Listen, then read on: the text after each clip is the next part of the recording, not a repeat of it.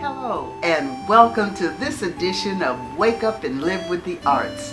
I'm Sue Johnson here with James McGilbray, our videographer on the team, and Lester H. Bryant Sr., our other videographer on the scene at the Actors Studio. We are here in Lee Lazar, the executive director of the Rainey Institutes. We're in his office because there are over 200 youth running around the rest of the building for the summer program, which we will learn more about later in the show. In the meantime, let me welcome Aaron Green as our guest for this afternoon. So how are you, sir? Pretty good. Thank you for having me. Well, I enjoy new talent to help you get exposure to the general community at large, to casting directors, producers, anybody who might be watching the show and they might be looking for new talent. So, what brings you to the show today? Well, I have quite a few new projects I'm working on, so I want to share that with you as well. Okay, can you give us an example of some of your important projects? Okay, right now I'm about to start doing some promo commercials for American Family Insurance. Okay. Also, I'm doing a couple... Here locally? Or? Yes, locally. She has a private office over in Solon Road, so she hired me and a friend of mine. He's a cinematographer to do commercials for there, try to give her more clientele to bring to her. I see, yes. And I'm working on 2 different animation projects, voiceover, locally out of Canton, Ohio right Okay. Now, do you travel down there or do they send you to a studio up here? No, he has his own studio, so I travel to him. Okay, okay. And you got anything else going right now that would be of interest? Yeah, I'm working on 2 feature films. One just premiered in April, matter of fact, at Lakeshore Cinema Theaters. I have 2 coming out. What was the one that just premiered? It had a Spanish title. It was called Lux and Tenebrious. I forgot the exact. It was like light shineth in darkness. I don't know the correct definition for it, but it touched a lot of sensitive social issues in the world. So I was afraid when we watched it. I thought, okay, because it had like biracial couples, it had a lot of domestic violence, stuff like that. It touched a lot of sensitive issues. So I was a little nervous when I watched it. I was like, okay, this could be good or very bad. And what is the role you play?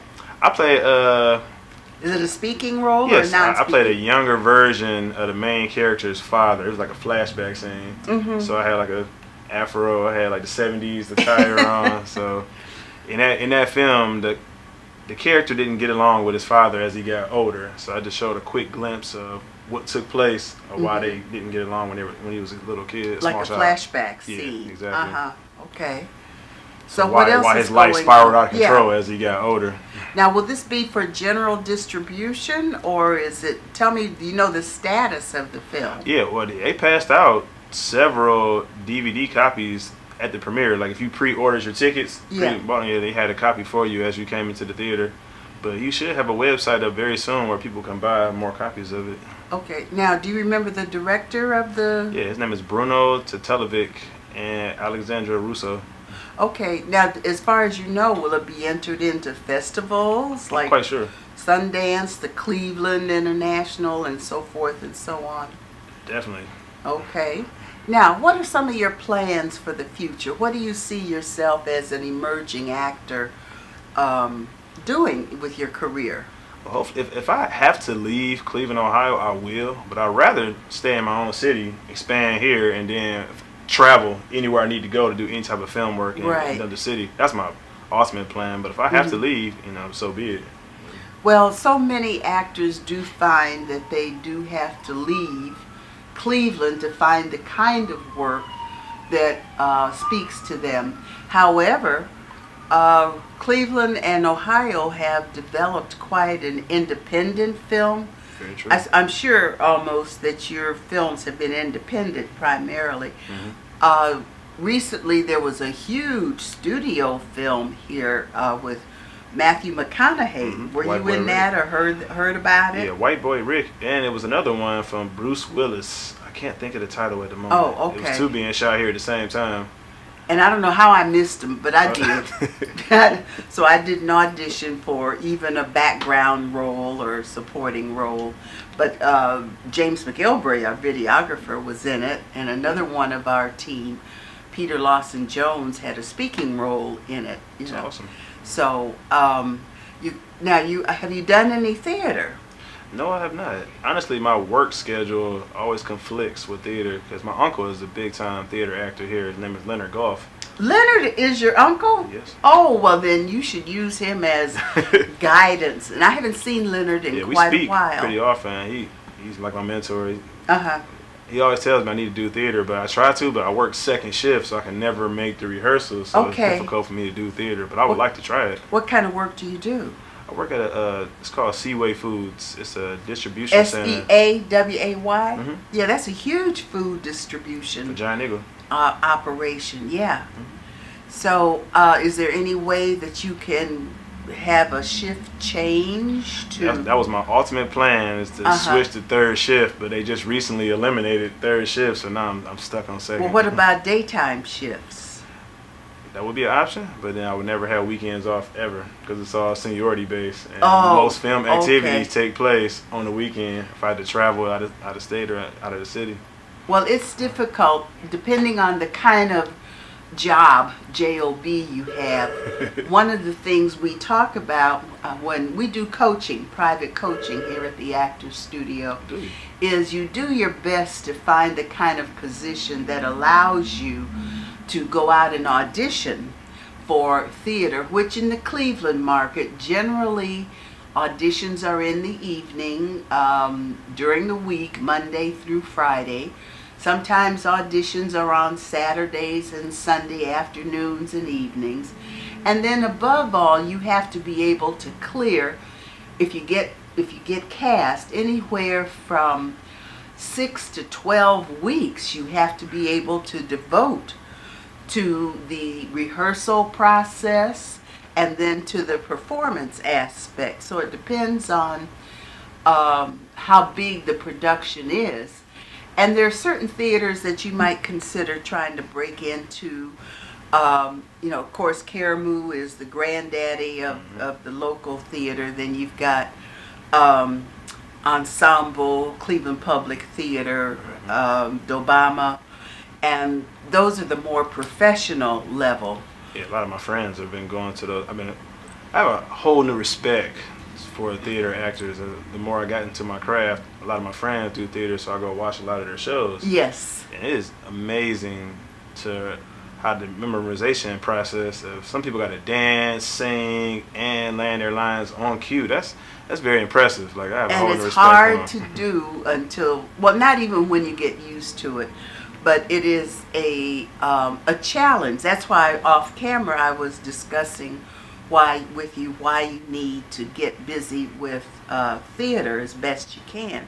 Now, if you have a limited schedule and capabilities for moving around, I suggest that you break in through staged readings.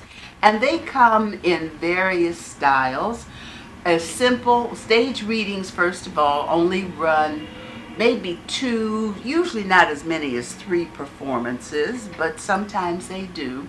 Rehearsals are limited to maybe 1 or 2 or 3 rehearsals. And the stage readings are performed as simply as reading at a music stand. And then what we used to do when we were doing stage readings until we began our one-act productions is with limited blocking, which means you hold your script and you move around. You have a minimal set, and you might get up and sit down at a table, or you might move from a quote bed to a kitchen, and it's very simple, and it's an easier way to break into full theater productions. But as I was telling Aaron off screen, one of the things that as you go through your career developing it, you will need to have theater. This is what the casting directors, producers, playing directors Even even though in Cleveland, talent agencies don't represent theater, but they have contact. And they will, if you go to a talent agency, they will look at your resume. And sometimes they'll tell you, go back and get theater, and then come back here when you have some and see us. So think about, even if you don't like theater that much, I usually suggest do a minimum of 3 to 5 productions for your resume. Per year? A total. Oh, total. Okay. Yeah, no, they don't have to be per year, okay, because that can be impossible. Yeah. Because the actors who go from one production back to back to back, even the professionals, that takes a bit of doing, and it can wear you out, because you were talking about being amazed at the work that goes into it. So consider that as part of your emerging talent development, is to get involved with theater on a limited basis if film work is your dream. Okay? Definitely. All right. Now, how did you get interested in the arts, in doing film? Well, I was always a movie buff. Yeah. I just never thought I would have the actual talent to pursue that dream. Let's see, 2012, I want to say. Uh-huh. Yeah, a friend of mine, her name is Shoei Smith. We grew up across the street from each other, and she's a model actress in Cleveland, Ohio as well. Mm-hmm. And she was always in my ear. It was like, if you're going to do it, just do it. Yes. So we went out for a small, like, independent Christmas story, like a Scrooge type of film. Yes. She got casted, but I was just there for background. Background, yeah. But just watching how the whole thing developed. Comes together, yeah. I was like a bar patron or something like that. Uh-huh. And I just watched everything for 2 or 3 days straight. I had to be on set with this whole crew. It became my family now. Like, we still keep in touch to this day. I just watched how everything unfold, and I said, yeah, this is what I need to do for the rest of my life right here. I need to do this. So I started from there. So how did you get started in the film industry? Well, after that small film, I just... Oh, that was a film thing. Yeah, it wasn't a theater thing. No, it was independent film. So at Uh-huh. that point, I just started networking, going to the mixers, any kind of interaction with other actors, directors, filmmakers, whoever in the craft was having something. I went, made business cards, to start getting into the different groups on Facebook, and just kind of spread from there. Okay. Well, you contacted us. Yeah. When you saw that we were on, I don't know where we were, Facebook, emails, No, NeoPal. actually, Stephen Davis, we're working on a film that's right now. Stephan J. Davis. He's a fabulous, fabulous independent filmmaker here in town. We're working on a new film called Our Lives Matter. Okay. And that's how he introduced me to you. And I said, hey, I would like to be a part of this show if I can, if possible. Yeah.